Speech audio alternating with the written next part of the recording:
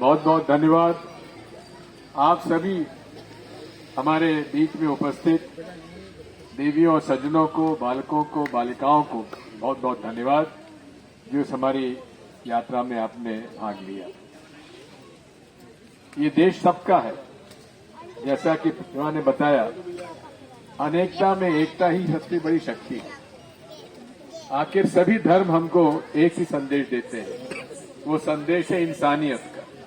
कोई धर्म ये नहीं सिखाता कि हम निर्दोष लोगों को उनके खिलाफ कुछ कार्रवाई करें, निर्दोष लोगों के घर तोड़ दें, निर्दोष लोगों के खिलाफ झूठे प्रकरण बना दें, निर्दोष लोगों को घर से निकाल दें। लेकिन साथियों, भारतीय जनता पार्टी ने पूरे तरीके से इस प्रदेश में 20 सालों में केवल 15 महीने कमलनाथ जी का शासनकाल छोड़ दीजिए, पूरे 18.5 साल से ज्यादा में उन्होंने इस प्रदेश को लूटा है, हर तरह से लूटा है। और आप देख रहे हैं कि भारतीय जनता पार्टी के पुराने जितने भी कार्यकर्ता थे, जनसंघ के कार्यकर्ता थे, आजकल वो क्या कह रहे हैं। आरएसएस के लोग भी आज दुखी, क्योंकि उन्होंने सींच कर इस प्रदेश में जनसंघ और भारतीय जनता पार्टी की नींव रखी थी, लेकिन आज वे सब दूर हैं। वो लोग थे जो उन्होंने साइकिल पर चलकर चने खाकर भाजपा को, भारतीय जनसंघ को जमाया था। लेकिन आज शिवराज सिंह जी को ऐसे लोगों की जरूरत नहीं है। उनको जरूरत है दलालों की, उनको जरूरत है ठेकेदारों की, उनको जरूरत है भ्रष्ट लोगों की जो वसूली करें, खुद भी खाएं और मामा जी को भी खिलाएं। ये हालात पूरे प्रदेश में आज बनी हुई। क्या था उनके पास और अब क्या हो गए। मैं आपसे इतना ही कहना चाहता हूं कि हम सभी धर्मों का सम्मान करते हैं और सभी धर्म हमें इंसानियत की ही सलाह देते हैं। इंसानियत की राह ही हर धर्म का मूल उद्देश्य है। इसलिए साथियों, हम सब मिलकर इस भारत को और आगे बढ़ाएंगे, क्योंकि हर धर्म का उद्देश्य शांति है, हर धर्म का उद्देश्य इंसानियत है। इसीलिए साथियों, राहुल गांधी जी ने लगभग 300 से ज्यादा लोगों को साथ लेकर वे कन्याकुमारी से कश्मीर तक गए, और जहां एक तरफ कन्याकुमारी में समुद्र के निकट से हम चले, वहीं हमारे हिमालय की पहाड़ियों के पास श्रीनगर में पहुंचकर बरसते बर्फबारी हो रही थी। उस बरसते बर्फबारी के अंदर उन्होंने खुलेआम, खुली मन से उन्होंने भाषण दिया। ये उनकी शक्ति रही है और ये शक्ति आप लोगों से मिलती है।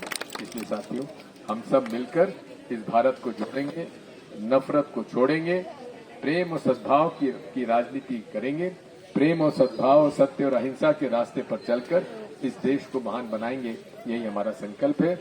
आप सब लोगों से मेरी यही प्रार्थना है कि आज हमारे दिन ये 2 किलोमीटर की यात्रा यहाँ समाप्त नहीं हो रही है।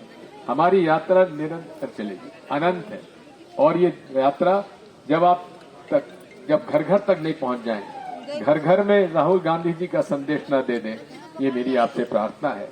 आप जहां भी बैठे, आप प्रेम सद्भाव की बात करें, सद्भावना की बात करें, नफरत के खिलाफ अपनी बात करें और भारत को जोड़ने की बात करें, क्योंकि जब तक भारत के हर वर्ग के लोग, हर धर्म के लोग, हर समुदाय के लोग एक नहीं होंगे, हम भारत को आगे नहीं ले जा सकते। यही पंडित जवाहरलाल नेहरू ने भी इसी की शुरुआत की थी। महात्मा गांधी ने भी शहादत इसी के लिए दी थी। इंदिरा जी और राजीव जी की भी शहादत इस भारत को एक रखने के लिए की गई थी। इसलिए साथियों, हम सब एकजुट होकर इस देश को महान बनाएंगे और नारा लगाएंगे हम लोग, जोड़ो जोड़ो, जोड़ो जोड़ो, जोड़ो जोड़ो। साथियों, बाबा साहब अम्बेडकर का भारतीय संविधान, जिसने हमको सब अधिकार दिया, जिसने हम लोगों को एक मत होकर आगे आने का अवसर दिया, जिन्होंने अनुसूचित जाति, जनजाति, पिछड़ा वर्ग, अल्पसंख्यक समुदाय को अपनी बात कहने का अधिकार दिया, वो आज खतरे में है। क्योंकि ये विचारधारा जो है, नाथूराम गोडसे की विचारधारा, आखिर महात्मा गांधी ने क्या पाप किया था, कौन कसूर किया था जो उनकी हत्या की गई? उनका केवल कसूर ये था कि वे नफरत के खिलाफ थे, प्रेम और सद्भाव का संदेश वो जन जन तक पहुंचाना चाहते थे, वो इस देश को एक रखना चाहते थे, इसलिए उनकी हत्या की गई।